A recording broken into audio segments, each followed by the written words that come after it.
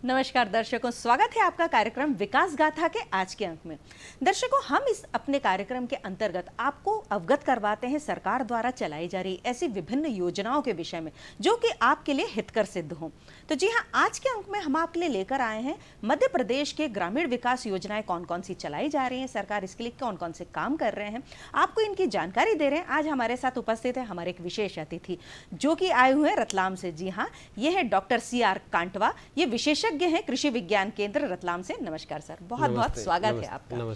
सबसे पहले तो डॉक्टर साहब, आप हमारे किसान भाइयों को और हमारे जो ग्रामीण लोग हैं उन्हें ये बताइए कि किस प्रकार से आत्मनिर्भर योजनाएं चलाई जा रही है ग्रामीण लोगों के लिए। जी नमस्कार ग्रामीण वासियों, मैं आपको बताना चाहूँगा कि केंद्र सरकार और मध्य प्रदेश शासन द्वारा बहुत सारी ऐसी योजनाएं चलाई जा रही है जिससे कि अपने ग्रामीण क्षेत्र के सभी लोग आत्मनिर्भर बन सके। इसके लिए भारत सरकार द्वारा भी आत्मनिर्भर भारत और मध्य प्रदेश शासन के द्वारा भी आत्मनिर्भर मध्य प्रदेश, इसके लिए योजना चलाई जा रही है। इसमें सबसे पहले तो उन्होंने ध्यान दिया है कि जो सहकारिता विभाग है उसका कैसे उत्थान किया जाए। तो उसके उत्थान के लिए उन्होंने अधोसंरचना निधि के तहत वर्षकालीन मतलब लंबे समय के लिए उन्होंने लोन की व्यवस्थाएं की हैं। ऋण, उसके द्वारा ऋण दिया जाएगा। इसमें ऋण देने के लिए इन्होंने जो जिले में बैंक होते हैं उनकी सहायता से तथा नाबार्ड की सहायता से इनको लोन दिया जाएगा। साथ ही इनमें जो मुख्य कार्य लिए गए हैं उनमें है जैसे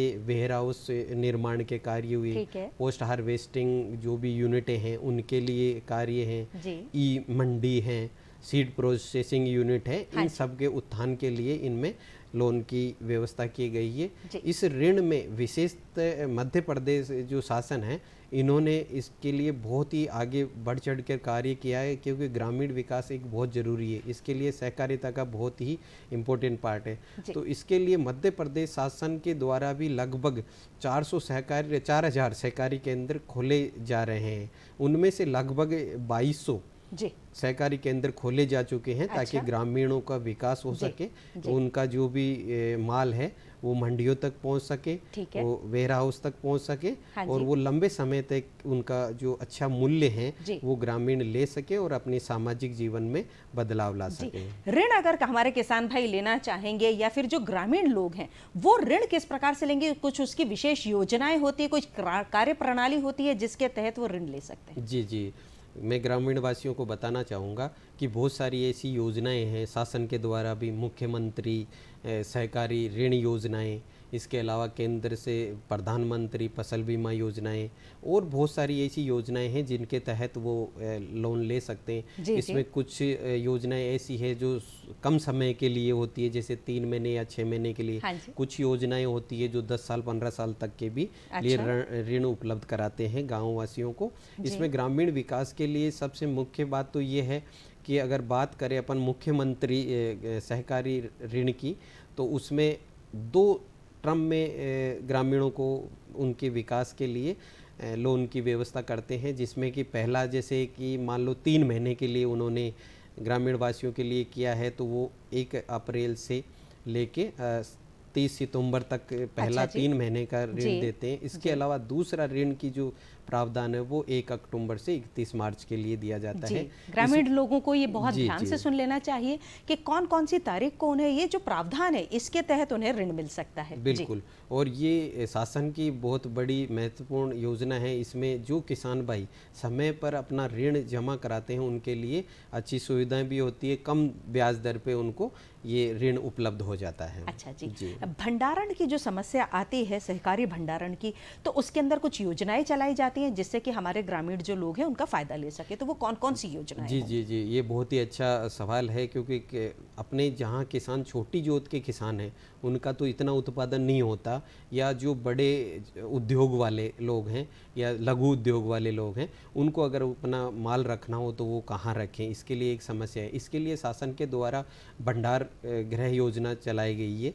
उसके अंदर शासन ने जो कोऑपरेटिव सेक्टर है सहकारिता, उनके माध्यम से काफ़ी यूनिटें, काफ़ी गोदाम बनाने की ज़रूरत की है। उसमें ज़रूरत के साथ साथ में उन्होंने जो सहकारी समितियां हैं उनको वहाँ पे मुफ्त में ज़मीन शासन के द्वारा दी जा रही है, है। क्योंकि ग्रामीणों का विकास जब भी होगा जब उनके आसपास उनके माल को रखने की सुविधाएं हाँ होगी। जी, हाँ तो जी। इसके लिए उन्होंने समितियां बनाई है, समितियों को फिर वो गोदाम के लिए अच्छा ऋण भी उपलब्ध करा रही हैं, उनको ज़मीन भी व्यवस्था करा रही है, ताकि ग्रामीण लोगों को उनके पास में ही उनका माल रखने के लिए अच्छी जगह मिल जाए, और जब अच्छा भाव हो जी। तब वो उसका उपयोग कर सके। जैसे उद्योगों के लिए अगर कच्चा माल की आवश्यकता है तो वो हाँ वहाँ जी। से प्राप्त करके गाँव का विकास कर सकें। जी, कभी कभी ये सुनने में आता है कि किसान भाई बड़े परेशान हो जाते हैं ब्याज को लेकर।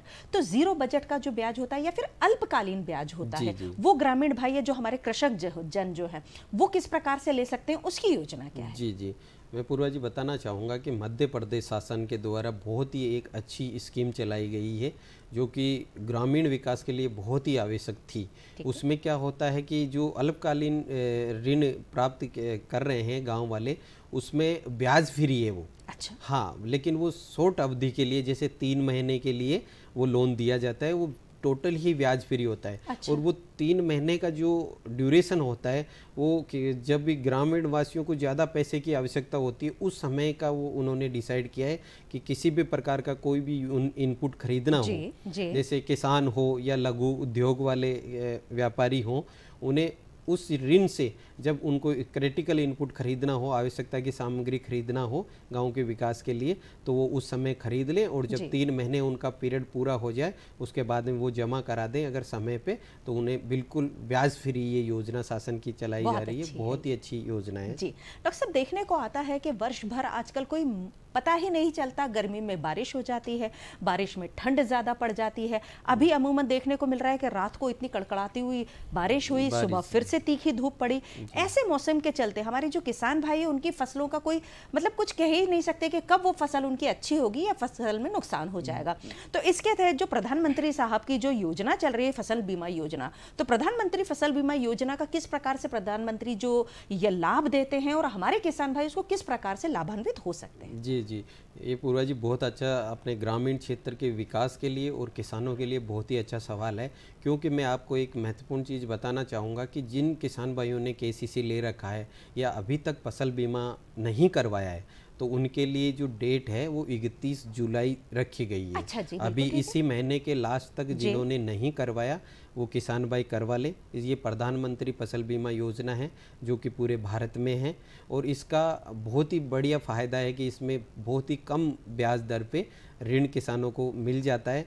और दूसरी चीज़, अगर किसी भी प्रकार का अगर जोखिम हो तो किसान भाई उसको 72 घंटे के अंदर अंदर जो फसल ऐप है या इंश्योरेंस ऐप है, पोर्टल है या टोल फ्री नंबर है, उस पे अगर किसान भाई या जिसने इंश्योरेंस करा रखा है तो वो उन पे सूचना करेंगे तो तुरंत उनकी जो शिकायत है उसका निवारण भी शासन के द्वारा किया जाएगा। और ये जो प्रधानमंत्री फसल बीमा योजना है, इसका कई सालों से और शासन में ग्रामीण क्षेत्रों के लोगों को बहुत ही ज़्यादा मिल रहा है। जैसे कि कई बार क्या होता है, जैसे अभी बारिश आप बता रहे थे, जैसे कि अधिक बारिश होने से, ओलावृष्टि होने से फसलों को काफ़ी नुकसान हो जाता है, हाँ, जिससे कि किसान का जो लागत होती है खेती की वो भी निकाल पाना मुश्किल हो जाता है। तो ऐसे में फसल बीमा जो प्रधानमंत्री साहब की जो स्कीम है वो बहुत अच्छी है, इसको ज़रूर ग्रामीण वासियों को अपनाना चाहिए और अपने जीवन में इसका लाभ लेना भी चाहिए, ताकि किसी भी प्रकार का किसान भाइयों को या उद्योगों में जो इंश्योरेंस कराते हैं उन्हें किसी भी प्रकार का नुकसान ना हो। जी डॉक्टर साहब, ये लगातार देखने को आ रहा है कि पानी की समस्या प्रति क्षेत्र में बढ़ती जा रही है। गर्मी आती है, हर जगह पानी की समस्या आ जाती है, तो हम भी लोगों को समझाते हैं और हमारी सरकार भी समझाती है कि जो जलाशय हैं वो बनाएं। उसी के तहत सरकार द्वारा चलाई जा रही है जो बलराम तालाब योजना है, तो उसका ग्रामीण भाई किस प्रकार से उपयोग कर सकते हैं, किस प्रकार से लाभ ले सकते हैं? जी, ये बहुत ही अच्छा है। अपने मध्य प्रदेश शासन में माननीय मुख्यमंत्री साहब के द्वारा बहुत अच्छी योजनाएं चलाई गई है। इसके अंतर्गत लगभग 75% ग्रामीण वासियों को अनुदान दिया जा रहा है। इसमें लगभग 1 लाख रुपए की राशि दी जाती है। अगर उससे अधिक खर्चा होता है तो वो किसान का होता है, लेकिन 75% इसमें अनुदान होता है। इसमें जैसे सूखा पड़ गया या अभी अच्छी बारिश हो रही है तो इसमें किसान भाई क्या करें, अपने खेत पे ही एक ही छोटे तालाब का निर्माण कर ले या नहर का निर्माण कर ले, जिससे कि आने वाले कभी भी जो जल संकट आता है उसमें उसका उपयोग कर सके। वो पीने के भी उपयोग कर सकते हैं, वो पशुओं के लिए भी उपयोग कर सकते हैं, वो फसलों के लिए भी उपयोग कर सकते हैं। तो ये जो मध्य प्रदेश में अपने शासन के द्वारा जो बलराम तालाब योजना चलाई गई है, ये बहुत ही अग्रणीय शासन का योगदान रहा है। इसमें जितने भी अपने पिछड़े ज़िले हैं उनमें तो ये मतलब एक वरदान सा साबित हुआ है मध्य प्रदेश शासन के द्वारा जो ये योजना चलाई गई है। इसमें बहुत सारे ऐसे लोग हैं जहाँ लगभग गर्मियों में पीने का पानी भी उपलब्ध नहीं होता, लेकिन बलराम तालाब से उनका जीवन स्तर काफ़ी सुधरा है। उनको जहाँ एक फसल लेनी पड़ती थी वहाँ 2 फसल वो ले लेते हैं, और उनका जो आर्थिक जो कम तंगी से जूझ रहे थे उनको इसका बहुत ही ज़्यादा योगदान रहा है, बहुत ही ज़्यादा उनको सफलता मिली है।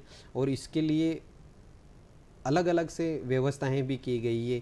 जैसे अगर 60% अनुसूचित जनजाति के लोगों के लिए, 40% अपने सामान्य वर्ग के लिए भी इस शासन के द्वारा अलग अलग स्कीमें चलाई जा रही है। लेकिन ये जो ट्राइबल बेल्ट है उसमें ये एकदम वरदान साबित हुआ है। माननीय मुख्यमंत्री की बहुत ही अच्छी योजना है। हाँ जी, डॉक्टर साहब, ये देखने को मिल रहा है कि जो ग्रामीण क्षेत्र है वहाँ पर अमूमन ज़्यादातर कृषक ही हैं, और कृषक भाई जब भी अपनी जो उपज है, उनके खेतों से जो उपज आती है उसके अंदर अलग अलग तरीके के उर्वरक डालते हैं। लेकिन प्रधानमंत्री साहब ने लगातार अभी एक ही बात कर रहे हैं कि एक देश एक उर्वरक। इसको किस प्रकार से आप व्याख्यान करेंगे? ये मैं धन्यवाद देना चाहूँगा माननीय प्रधानमंत्री साहब का, और जो अपने मुख्यमंत्री साहब हैं उन्होंने ये अपने यहाँ लागू किया, और ये पूरे भारतवर्ष में लागू हो रहा है कि वन नेशन वन उर्वरक, एक ही देश में एक ही प्रकार का। इसमें क्या होता है कि अलग अलग कंपनियां अलग अलग शासन में, अलग अलग सरकारों में होती है, लेकिन उनमें जो किसान हैं, जो व्यापारी हैं, उनके साथ में कई बार धोखाधड़ी हो जाती है। क्योंकि वो अलग अलग कंपनियों का होता है तो अलग अलग उनके रेट होते हैं। जबकि अभी शासन ने और माननीय प्रधानमंत्री साहब ने जो योजना इसका क्रियान्वयन किया है ये बहुत अच्छा है। इसमें बिल्कुल भी ग्रामीण विकास में जो व्यक्ति है उनका नुकसान नहीं होगा। उसका जो रेट है वो फिक्स उनका है, कोई भी व्यापारी हो वो फिक्स रेट पे ही बेचेगा। पहले अलग अलग कंपनी होती थी, अलग अलग प्रकार से दाम उनसे वसूल लिए जाते थे। अब एक ही उन्होंने नाम दिया है भारत ब्रांड। अच्छा जी। या प्रधानमंत्री जन उर्वरक। अच्छा जी। तो वो ब्रांड नेम अगर वो देखेंगे तो ब्रांड नेम से ग्रामीण ये समझ में आ जाएगा उनको कि ये सब्सिडी वाला खाद है। ठीक है। जबकि पहले अलग अलग हो जाता था तो उनको पता नहीं था कि ये सब्सिडी दे रहे हैं या नहीं दे रहे हैं, ज़्यादा ले रहे हैं। तो अब उनको अगर उसी ब्रांड का, भारत ब्रांड का अगर उत्पाद खरीदते हैं तो वो सब्सिडी वाला है। और सब्सिडी का भी जो केंद्र सरकार है उन्होंने बहुत अच्छा प्रावधान किया है। इसमें लगभग जैसे यूरिया की बात करें अपन तो यूरिया में 80% सब्सिडी ग्रामीण विकास के लिए है। इसके अलावा बात करें डीएपी की तो उसमें लगभग 65% सब्सिडी केंद्र सरकार दे रही है। और म्यूरेट ऑफ पोटास की अगर बात करें तो लगभग 55% सब्सिडी केंद्र के और अपने शासन के द्वारा दी जा रही है। तो अब कुल मिला के ग्रामीण विकास के लिए जो भी योजनाएं शासन के द्वारा और माननीय प्रधानमंत्री जी के द्वारा चलाई जा रही है वो बहुत ही सराहनीय है। किसी भी प्रकार का धोखाधड़ी नहीं होगा, और उनकी जो डबल इनकम की बात करते हैं वो इनकम में भी उनको सहारा मिलेगा सब। जी जी जी। ये तो हमने बात की कि एक उर्वरक एक देश के अंदर आएगा, लेकिन प्रधानमंत्री साहब ने एक और बहुत ही अच्छी बात बोली और बहुत अच्छा एक नारा दिया है कि एक जिला एक उत्पाद। इस विषय में अगर हमारे ग्रामीण भाई जाने, उसको पहचाने और उसको अपनाएं, कैसे? जी जी, मैं ग्रामीण वासियों को बताना चाहूँगा कि लगभग तो सभी ग्राम वासियों को पता चल गया, आसपास में एक ज़िले में एक उत्पाद की जो योजना चलाई गई है शासन के द्वारा और केंद्र सरकार के द्वारा, तो वो सब लोगों को लगभग है। जैसे कि अलग अलग ज़िले, जैसे रतलाम ज़िले की बात करें तो वहाँ लहसुन फेमस है, या नमकीन, रतलामी नमकीन फेमस है। ऐसे आगरा में अगर बात करें तो आगरा के पेठा, बीकानेरी नमकीन। तो ऐसे कई ऐसे उत्पाद हैं जो अपने ज़िले की एक पहचान बनाते हैं। इसी प्रकार अब जो ये प्रधानमंत्री जी का ये जो सराहनीय कार्य है इसमें अब गाँव को भी एक पहचान मिलेगी।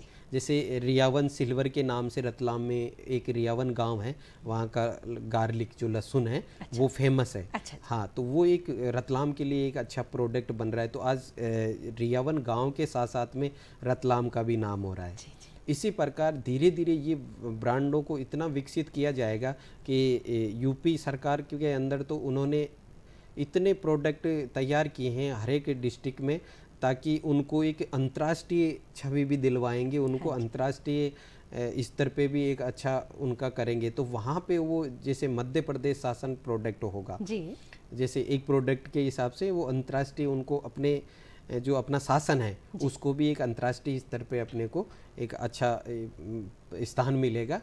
तो ये बहुत ही प्रधानमंत्री जी सोच की जो है वो जी, बहुत ही अच्छी है, क्योंकि बिल्कुल। अगर कोई व्यक्ति उस क्षेत्र का नाम सुनेगा तो उसको सबसे पहले दिमाग में आ जाएगा उस उत्पाद के बारे में उत्पाद कि के ये बारे जो शहर है, ये जो जिला है, ये इस उत्पाद के लिए मशहूर है। तो जी, इससे जो लोग हैं उनको भी फायदा मिलेगा, क्योंकि वो जो उत्पाद है उनके वहां पर प्रचुर मात्रा में होगा, जी। उसका वो प्रोडक्शन करेंगे तो आगे चलकर बहुत ज्यादा उनको लाभ होगा। जी, जी, बिल्कुल। कस्टम हायरिंग जो सेवा है उसका जो ग्रामीण विकास भाई हैं उनको, ग्रामीण जो लोग हैं उनको उनके विकास के अंदर कैसे उनको फायदा मिल सकता है? जी, मैं बताना चाहूँगा पूर्वा जी, ये भी बहुत अच्छा सवाल है, क्योंकि मशीनरी के बिना आजकल कोई काम इजी गोइंग होता नहीं जी। है। तो मशीनरी होना बहुत ही आवश्यक है।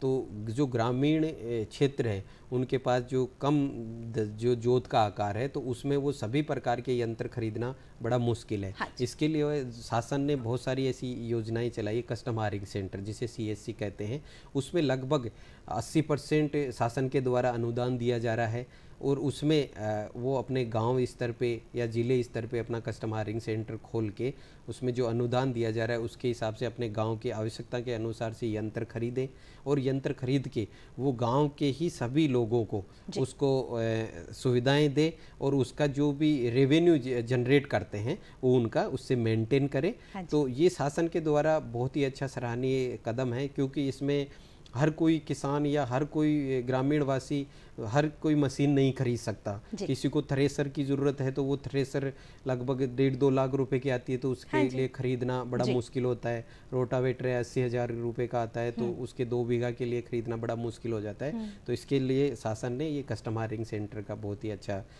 कार्य किया है। इसमें ग्रामीण विकास में बहुत सारे ग्रामीण के जो लोग हैं उन्हें बहुत इसका फ़ायदा ले रहे हैं और मिल भी रहा है। उनको खेती में भी देख लो, उनको प्रोडक्शन में भी इजाफा हो रहा है, तो उनका क्या जो सोशल स्टेटस है, जो आर्थिक स्थिति है, उसमें भी ग्रामीण वासियों को काफ़ी सुधार हो रहा है। जी, सरकारी डेयरी कार्यक्रम और एकीकृत डेयरी जो परियोजना है, इसमें अंतर क्या होगा, इसको आप कैसे समझाएंगे और ये हमारे ग्रामीणों के लिए कैसे हितकर होगा? क्योंकि इसमें तो कोई दो राय नहीं है कि ग्रामीण लोगों के पास में जो दुग्ध उत्पादन वाले जो भी उनके पास पशु हैं, दूध तो है, लेकिन किस प्रकार से इस योजना का फायदा ले सकते हैं? जी, ये जो सहकारी डेयरी कार्यक्रम है, इसमें लगभग ये अपने मध्य प्रदेश शासन में लगभग सभी जगह चल रहा है। इसमें पहला काम ये करते हैं कि ग्रामवासियों के उत्थान के लिए उनको जो पशु रखते हैं ग्रामवासी, उनका दूध वो मतलब घर पे उपयोग के बाद में जो बचता है तो उसका क्या करें। तो इसके लिए मध्य प्रदेश शासन ने Madhya Pradesh state dairy federation जो लिमिटेड है उसके तहत अपने राज्य में लगभग 6 संघ हैं। हाँ, और 6 संघ में भी लगभग 41 जिलों में ये अपना डेयरी का कार्य चल रहा है। तो उसमें दूध संकलन यूनिटें बनाई जाती है। वहाँ पे किसान भाइयों को या जो पशुपालक हैं उनको लगभग उचित दाम, अच्छा दाम मिल जाता है अपने दूध का, तो वो वहाँ पे आके अपना दूध बेच सकते हैं तथा वहाँ अन्य टेक्नोलॉजी का भी वो सहारा ले सकते हैं। टेक्नोलॉजी भी उनको सीखने को मिलती है। इसके साथ साथ उनका जो इनकम का रोटेशन है वो प्रत्येक 10वें दिन पे उनको पेमेंट का भुगतान हो जाता है। तो जो भी अपना उनको कार्य करना हो फाइनेंशियल, तो उसमें उनको बहुत अच्छी सहायता मिलती है। जी, और इसके अलावा जो बात कर रहे थे एकीकृत की, एकीकृत के अंदर क्या होता है कि ग्रामीण वासियों, जैसे अपने कई पहाड़ी क्षेत्र हैं, कई पिछड़े जिले हैं, झाबुआ, सतना, जो पहाड़ी इलाका है, तो उनके लिए ये योजनाएं चलाई गई है। वहाँ पे एक ऐसे दूध संकलन क्षेत्र में अलग अलग सहकारी यूनिटें बनाई जा रही है उनके उत्थान के लिए। तो वहाँ एकीकृत ये वर्ड यूज किया गया है उन जिलों के लिए जहाँ दुग्ध सहकारी संस्थाएं चलाई जा रही है। हमारे माननीय प्रधानमंत्री साहब हमेशा से यही कहते हैं कि आप अपना उद्योग लगाएं, अपने पैरों पर खुद खड़े हों। तो जो योजना है प्रधानमंत्री साहब की, जो प्रधानमंत्री रोजगार योजना, इससे ग्रामीण भाई किस प्रकार से फायदा ले सकते हैं? उनके जो छोटे छोटे कुटीर उद्योग हैं उनसे कैसे आगे बढ़ सकते हैं? बिल्कुल, ये प्रधानमंत्री जी का बहुत ही सराहनीय कार्य है ग्रामीण विकास के लिए। प्रधानमंत्री जी बहुत ही दूर का सोचते हैं जी। कि गाँव का विकास होना तो देश का विकास होगा। बिल्कुल ठीक तो है। गाँव के विकास के लिए उन्होंने जो भी युवा शिक्षित बेरोजगार जो व्यक्ति हैं अपने गाँव में, उनके लिए उन्होंने लघु उद्योग या व्यवसाय के लिए एक अच्छा ऋण का उपयोग किया है। उसमें अनुदान भी दिया जा रहा है जी। शासन के द्वारा। जी। तो उसमें लगभग अगर व्यवसाय करना चाहें कोई भी, अगर अपने शिक्षित पढ़ा लिखा बेरोजगार है तो व्यवसाय के लिए लगभग 2 लाख रुपए शासन के द्वारा दिए जा रहे हैं। और अगर कुटीर उद्योग या छोटा उद्योग लगाना चाहे तो उसके लिए 5 लाख रुपए का भी जी। इनमें जी। प्रावधान है। इसके अलावा केंद्र और शासन के द्वारा इन पे कुछ अनुदान भी जी। दिया गया है, जो अनुदान वो प्राप्त करके अपना एक खुद का जो बेरोजगार हैं वो खुद को बेरोजगार नहीं समझे, वो खुद अपना उद्योग चलाएं और दूसरों को भी वो रोजगार दें। इसके लिए शासन ने ये बहुत ही बढ़िया, और प्रधानमंत्री जी ने भी बहुत बढ़िया उनका योगदान है इस कार्य के लिए। जी। बहुत सारे हमारे ग्रामीण ऐसे हैं जिनके पास में भेड़ होंगी, वो खादी का काम करते हैं क्योंकि कपास भी उगाते हैं जी, वो, जी। और साथ ही साथ में जो ग्राम उद्योग है वो भी करते हैं। तो इनके लिए क्या कुछ योजनाएं सरकार द्वारा बनाई गई है? बिल्कुल, जो खादी और ग्रामो उद्योग, ऐसे बहुत सारे मैं आपको बताना चाहूँगा कि गाँव के विकास के लिए शासन के द्वारा, जैसे एक मैकेनिक के कार्य के लिए, जैसे टीवी सुधारने के हाँ लिए, जी। रेडियो सुधारने के लिए, मुरब्बा बनाने के लिए, अच्छा। अचार बनाने के लिए, जी। मोमबत्ती बनाने के लिए, जी। अगरबत्ती बनाने के लिए, हाँ जी। ऐसे छोटे छोटे बहुत सारे उद्योग हैं हाँ जी। जो अपने ग्रामीण क्षेत्र के व्यक्ति कर सकते हैं इजीली। तो उनके लिए शासन के द्वारा बहुत सारी ऐसी योजनाएं चलाई जा रही है कि पहले वो करना क्या चाह रहे हैं, उनका इंटरेस्ट किस में है, जी, जी। तो उससे संबंधित उनको प्रशिक्षण दिया जाता है 6 ठीक है, महीने का। ठीक है। प्रशिक्षण के साथ साथ उनको मासिक भत्ता भी दिया जा रहा है लगभग। अच्छा। हाँ, लगभग प्रशिक्षण के साथ में मासिक 800 रुपये जो आवासीय हैं, हाँ जी। और जो गैर आवासीय प्रशिक्षण लेना चाह रहे जी। हैं उनके लिए लगभग 600 रुपये प्रति महीना जी। उसमें वो स्कॉलरशिप के रूप में भी देते हैं, प्लस उनको ठीक ये सिखाते भी हैं। जी। तो ये उनके लिए बहुत ही अच्छा, ग्रामीण उत्थान के लिए बहुत अच्छा है कि जो भी शिक्षित युवा बेरोजगार हैं उनको इसका लाभ उठाना चाहिए। और खुद ही नहीं, अलग अपने गांव के जो स्वयं सहायता समूह हैं, ऐसे समूह बना के या एफपीओ बना के उनका सबको लाभ देना चाहिए। जी। आप चलते चलते हमारे जो ग्रामीण लोग हैं उन्हें क्या सलाह देना चाहेंगे कि किस प्रकार से वो अपने जीवन यापन को आगे बढ़ाएं? बिल्कुल, मैं बताना चाहूँगा कि जो ग्रामीण क्षेत्र है वहाँ पे बहुत सारी ऐसी योजनाएं चल रही है, उनका वो लाभ लें। नज़दीकी जो शासन है, शासन की जो कार्यालय हैं उनमें वो संपर्क करें, क्योंकि ग्रामीण क्षेत्र में हर चीज़ें पहुंचना बड़ा मुश्किल है। हाँ शासन की क्या योजनाएं चल रही है, बिल्कुल ग्रामीण सही। क्षेत्र में जाते हैं तो उन्हें पता भी नहीं होता। हाँ जी। और उन लोगों का कई बार इंटरेस्ट होता है कि मुझे मछली पालन करना है या मुर्गी पालन करना है या मुझे अगरबत्ती उद्योग खोलना है, जी। मोमबत्ती का उद्योग खोलना है। तो उसके लिए जो शासन के द्वारा योजनाएं चलाई जा रही है वो उन्हें मिल जाए, तो इसके लिए वो नज़दीकी अपने जो विभाग हैं उनसे संपर्क करके इनका फ़ायदा उठाना चाहिए। जी। जी। आज दर्शकों, हमने आपको बताया कि किस प्रकार से मध्य प्रदेश और जो हमारा जो केंद्र सरकार है वो ग्रामीण विकास के लिए कौन कौन सी योजनाएं चलाई जा रही हैं। ऐसे ही अगले अंक में हम आपको बहुत सारी और योजनाओं के विषय में जानकारी देंगे। आगे तक के लिए नमस्कार।